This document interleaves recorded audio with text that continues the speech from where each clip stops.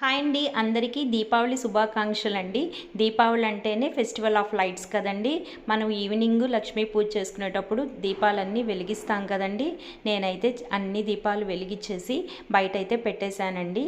ఇదిగోండి, ఎన్ని డెకరేట్ చేస్తే అంత బాగుంటుంది కదండి. లైట్స్ అందరం డెకరేట్ చేసుకుంటాం కదా.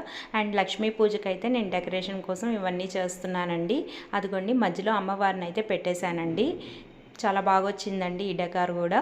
ఇదిగోండి, తర్వాత అందరం కూర్చొని లక్ష్మీ పూజ చేసుకున్నామండి. తర్వాత